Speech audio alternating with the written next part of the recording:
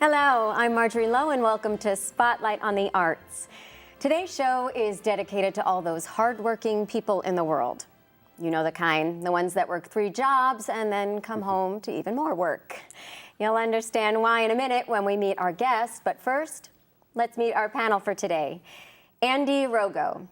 Andy is the artistic director for Island City Stage, and he is an actor as well. Michelle Solomon.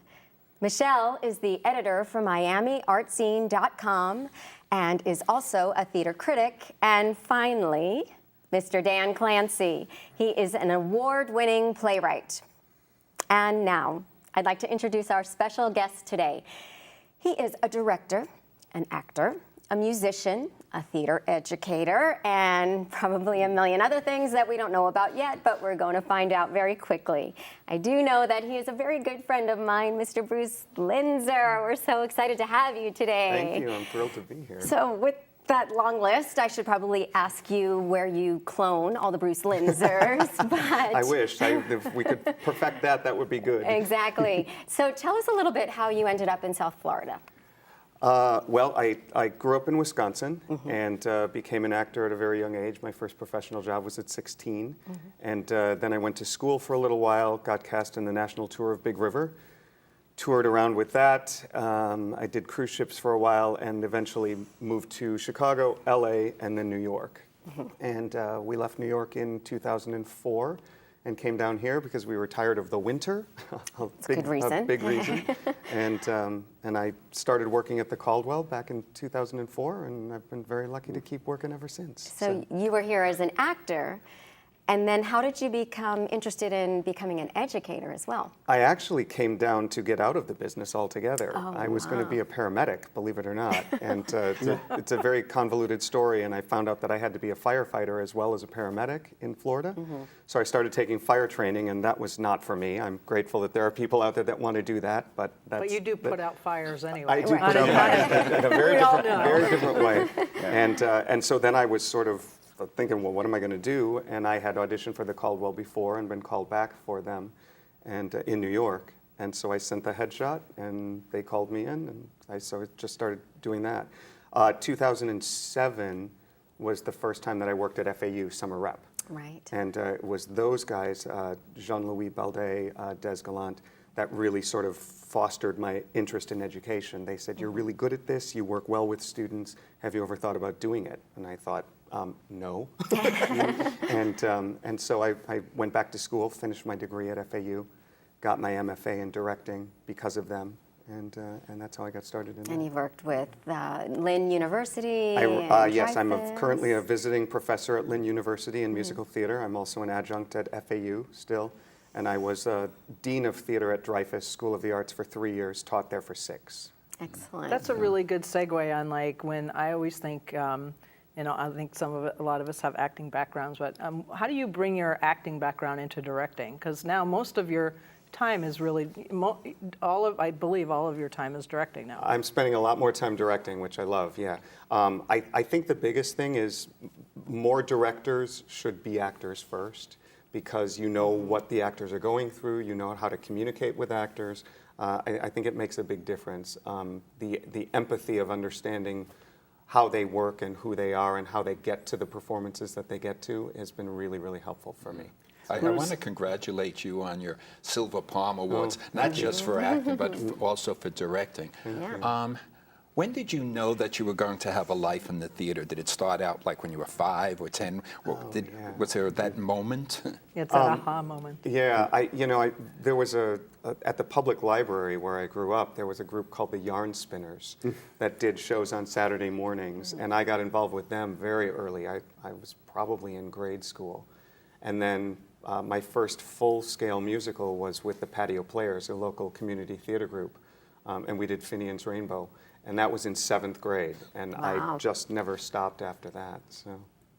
So Bruce, what do you think the challenges are now of teaching young people to be actors or to be directors? You know, there's so much written about millennials and how they're so used to texting and not face-to-face communication, and of course acting is all about being able to communicate face-to-face.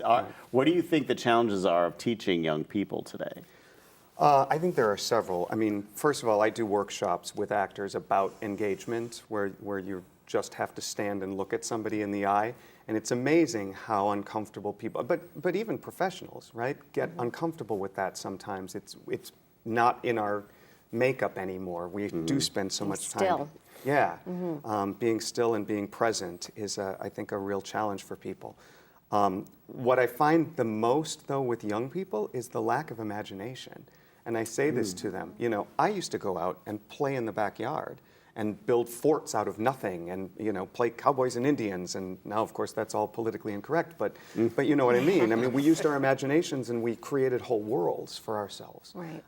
And now all of their worlds are created for them. They're on video games or in movies or all of that. And so I find that they lack a sense of imagination of a larger piece of the world.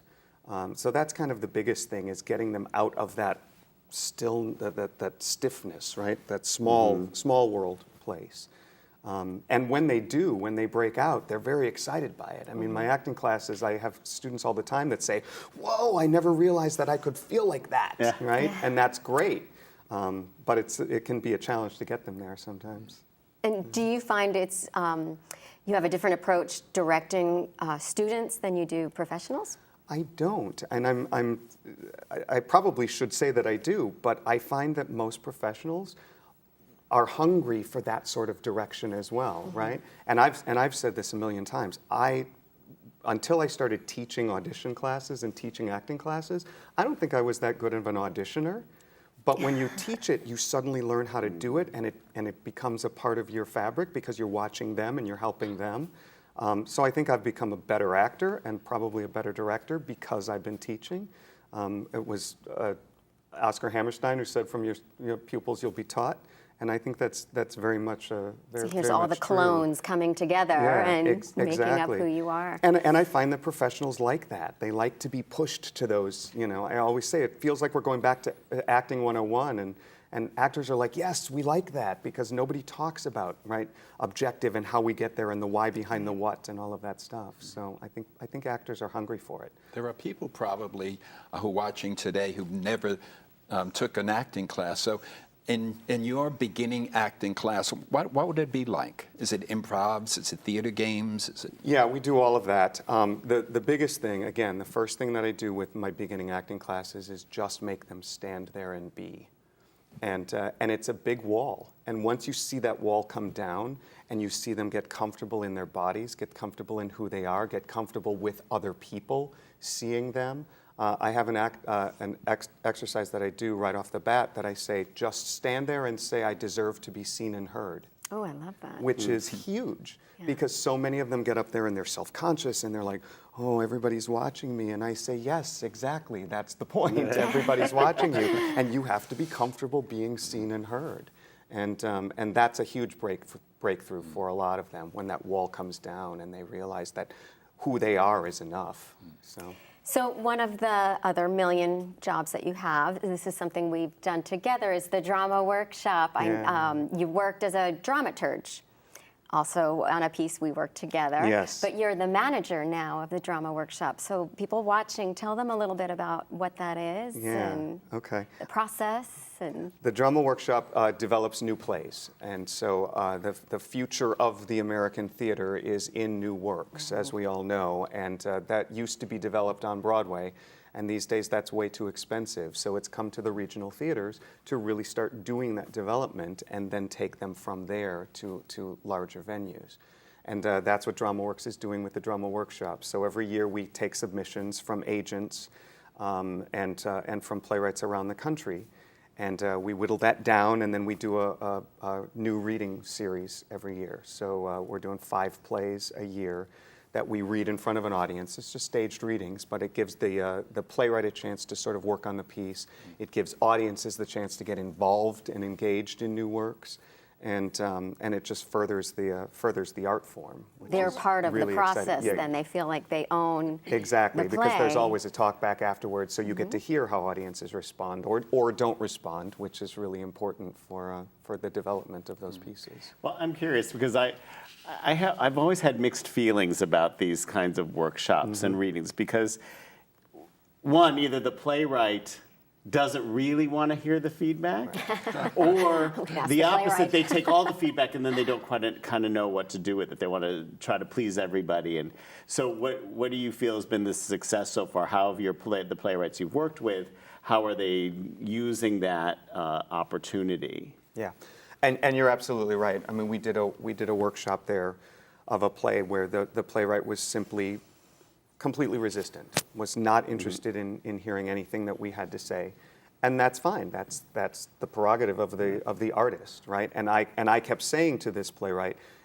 these are just suggestions. These are not, edicts. It's your piece. You have to develop your piece the way you believe, and you've asked us to give us our feedback, to give you our feedback, and so that's what we're doing. And so that relationship ended, which is fine.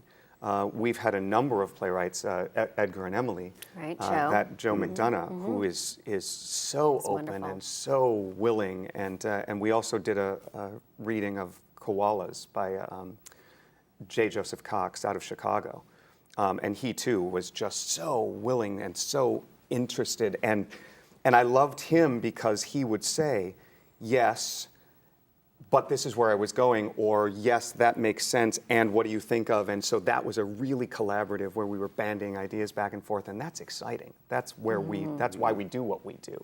And then he went back and took those changes that we made here, and they're now doing a world premiere of it in Chicago at the 16th Street Theater. When I interviewed William Hayes about it, the executive director of Palm Beach Drama Works, artistic director, he told me that this is really what local theaters or regional theaters need to be doing. Because do you get the Palm Beach Drama Works kind of stamp on that? Like when you said it went to Chicago, I mean, does that say that it was? I mean, I guess I'm talking in a money way. Like, do you get anything out of? Does Palm Beach Drama Works get revenue from that or royalties? Do you know what I mean? So ultimately, if we start something like Edgar and Emily, we will probably get some revenue out of that. When we do workshops, like we did the workshop, because we did the world premiere of Edgar and Emily. And there was just another production of it. Yes, and it's gone on to Tampa, so they're doing really well with that one. It's a great script. It was a phenomenal script. With Koalas, for example, we do have a stipulation that any workshop work we do with a play, in the final published script, whenever it gets published, that we do get mentioned in that it was developed at the drama workshop. So that doesn't necessarily turn into revenue, but reputation in terms of building plays, or, creating new plays and creating new works. I think that's a part of the reputation as well, which is also really important. So where's it come since it started in 2014? Like, how's it moved? Has it moved a lot forward? Yeah, we've done a number of studio productions. We've done this one world premiere. We've got a second world premiere coming this next season. It's the first commission play, is it not? That's Ordinary Americans, yeah, but House on Fire was discovered in the drama workshop last year, and so we're doing the world premiere of that coming up this coming season. So people will see the ones that have been developed there on the main stage of Palm Beach Drama Works. Yep, exactly wow. right. Pretty cool. Yeah. You said that the most challenging of all the different hats that you wear is directing. And directing is the last thing that I would ever want to do. I just find it's just so difficult because the actors come in and they all have different acting techniques. They have different ways of working. Some have the script memorized on the first day. Some have the script in hand the last rehearsal. Some like to do improv. Some don't like to do improvs. How do you make it gel? Yeah. And that is my favorite part about it. I believe in the collaborative art form. Theater is collaborative. None of us can do what we do without each other, right? So directors need actors, and actors need technicians, and technicians need designers, and designers need writers, and everybody needs to work together. And not unlike the politics of the day, we all need to come together and work together in more ways than one. And I think that's the really important part about what we do. And so I love doing that and taking all of these disparate ideas and saying yes and, right? Which goes back to all of our improv training. Yes, and how do we bring that together so that we're all telling this same story? And I think as a director, it really comes down to having a really clear concept, having a really clear way of getting there, and then being really flexible and really open to everybody. I think it was Joe Mantello who said it's often the best idea in the room wins, and I really take that to heart, because there have been many times where I've said to people, your job here is to make sure that I don't look like stupid, right? Because I don't know enough about lighting, so I trust my lighting designer. I know what I like, I know when I see it, right? And I say, well, this is sort of where I was going. And then the lighting designer says, like this, I couldn't create that without them, right? Same way with actors. I have an idea in my head. John. Felix? Nope. Gosh, I forgot the name. Start Anyway. thinking of all the Johns we Right, know. right. No, from Royal Shakespeare. Did the Talking Shakespeare series. Anyway, he said that at the beginning of a rehearsal process, the director knows more about the relationships and the characters in the story than the actors. And at some point during that process, the actors know more about it because they're living in them. And that's the time when the director has to learn to step away. That's my favorite part of rehearsal. I come in with all of these great ideas and I give them to all of these great artists, and then together we fashion something, and then I get less and less hands-on and more sit back and just watch it happen, and it's really exciting. That's why I love directing. So I know you are also a musical director for a choir at a congregation. You have a cabaret show. That I don't do very often anymore, but I would love to do more of. A little bird told me you play the trombone, you play the organ. I'm finding out all these little details about you. I want to know how you juggle all these different jobs, and do you find that something has to sacrifice from doing so many different things? I've been very lucky in that I haven't had to sacrifice anything. Now, I have an incredibly supportive husband who I couldn't do what I do if he weren't there and allowing me to, do all of this crazy stuff and have this crazy schedule and career. So I'm very appreciative of that. I'm tired a lot of the time. I bet. And I say all the time, we're so lucky to do what we do. And I'm so grateful to have the opportunities that I have, that while I'm tired, you'll rarely hear me complain about being tired. I'll mention it. Yeah, I'm tired. Right? Because and is really important. We get to do this, and we get to do it down here in this amazing South Florida theater community, which is so supportive and so talented, and we're just really lucky. So I have no complaints about it. Can it be a challenge? Sure, but I wouldn't trade it. Absolutely. For the people watching the show today, especially those who are saying, I think I might like to be an actor, okay, what advice would you give them? Learn how to be empathic. You have to have the mad desire to experience other people's lives and not just pretend, right? Really be in them, really understand, really dig. Learn how to do research. Research is important. It's so easy to pick up a piece and say, okay, I know the lines. Yeah, that's not even half of it. That's not even 3/4 of it. It's so much deeper than that. And be willing to work hard and learn. Because, listen, I'm 51. I just turned 51. Probably shouldn't have said that on TV. Oh, well. It's out now. Yeah, right? Now everybody knows. And I'm still learning. I learn every day I walk into this rehearsal studio. I learn every day I walk into the classroom. And if I can do that at 51, you can do that at 18 or 19 or 21 or whatever you are, right? I mean, I always say to my acting students, when you're perfect, you're dead, because that means there's no improvement left, right? Up until that moment, you better be working to improve and learn and grow, because the minute you think you've arrived is the minute your career is probably on the downswing. So how much research did you do when you were in the original production of Naked Boy Singing? Oh, you know he was getting that in today. I knew he had Finding the end of that. Oh, Andy, we've been friends for so long. But seriously, Bruce, I mean, I think that's hard. It's hard to do that. How do you open how do you teach people to be that open and comfortable? And that's about the most vulnerable. Yeah, I believe you can exactly. And that's as far as you can go, right? Right. I first did Naked Boy Singing in LA, where it started. I was a replacement at the Celebration Theater. And I loved that production of it because it wasn't about being naked. It was about being free and comfortable in our bodies, whatever they look like, and in our skin and with each other. And you can probably tell from the conversation, that's kind of where I live as an actor and a director, and as an artist. I think the more comfortable we can be, the better. Was it challenging? Sure, because it's one thing to say, oh yeah, I'm comfortable in my skin, and another thing to stand in front of well, audiences in that skin, yeah. So the research for that was really more about because it's all individual pieces, right? And so understanding the bliss of a bris, right, as a white Lutheran boy from Wisconsin, that was the type of research we did.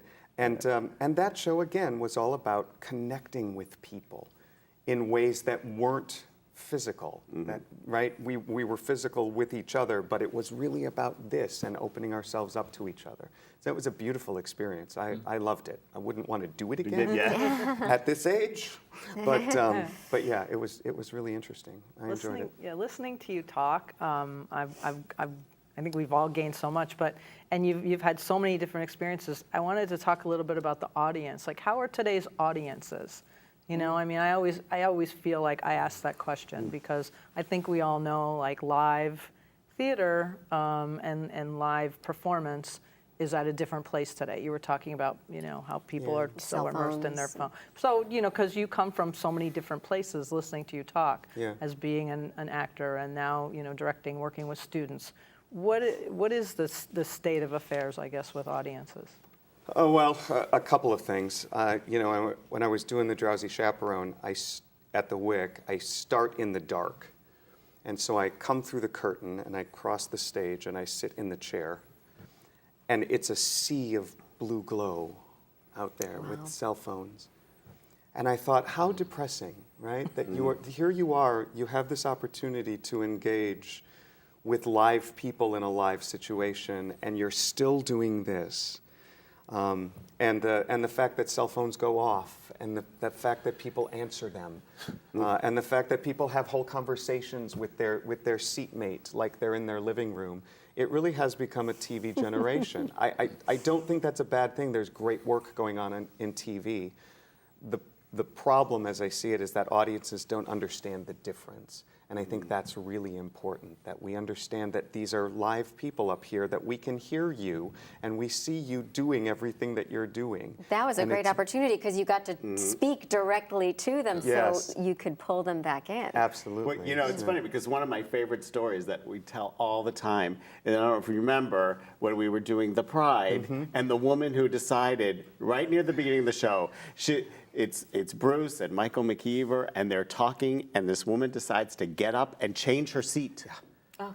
Yeah. Right in the, I mean, walking right in front of the actors. And it was the tiny, I mean, it wasn't much bigger than this. Right. Yeah. They forget that you're live up there. Yep. So tell me, what are some of the things you want to see in the future? Because you have everything. You're a scuba diver. No, you have a CD, not anymore. I haven't been under in a long time. A massage therapist. Yeah. We've learned you can't sit still. No, I can't. So I've been doing pretty well, right? So far, so good. Yeah. What do you see in the future for yourself? Oh, I just want to keep directing. I love directing more than anything else. I love the storytelling. I love the opportunity to create relationship. I love the effect that it has on audiences. I love live theater for that reason. So if I can just continue to do that and act, I do love acting. I just don't love the going out and getting the work. The auditioning now, I'm sort of you don't tired, have time anymore. tired of that. But I do love to act, so I would love to do more of that. But really where I want to focus is directing. Right. Telling those stories and getting that out there. As a director, why do you say, yes, I want to direct this particular piece, and no, there's no reason for me to do this? What's the process for you? I know what I like. So when I go to the theater, I want to see relationship. I want to see something that grabs me, that makes me think about something, that makes me experience something. So I've been quoted by people as saying that I'm not a fan of musical theater, even though I do a lot of musical theater. And that's true. I'm not a fan of musical theater. Musical comedy. Right, exactly. I love musicals that really dig into that character and relationship and story. So, so that's kind of how I decide, right? I look at a piece and I think, I'm probably not the director for that, right? The producers, very funny piece, love the piece, think it's hysterical. I'm probably not the guy to do that. So if people want to track you down, it's kind of like, where's Waldo, where's Bruce Linser? Yeah. How do they find out about your upcoming projects? Do you have a website? I do. I have a website. That's www.brucelinser.com, and it's Linser. So brucelinser.com, and everything is there, and that's updated all the time. I also still use Facebook, which makes me sound very old and fuddy-duddy. But I usually use that to promote what's going on as well. Perfect. Terrific. Well, we look forward to seeing all the many things that you have coming up. Thank you. Thank you so much. And this has been wonderful. That's been great. Thank you for coming. And I would like to also thank the panelists for their wonderful questions today and for taking time out of your crazy, insane schedule these days. And I would also like to thank all of you, the viewers, for watching us today. This TV show belongs to you, the community, so please send us your feedback. Tell us what you think. You can email us at spotlightonthearts@browardschools.com and let us know how we're doing. But before you do that, please go to floridatheateronstage.com and check out all the reviews and the arts calendar so you can pick out a show and go to the theater, as Iris Acker would say. And be sure to watch us next week for another episode of Spotlight on the Arts. We will see you then. Thanks for watching.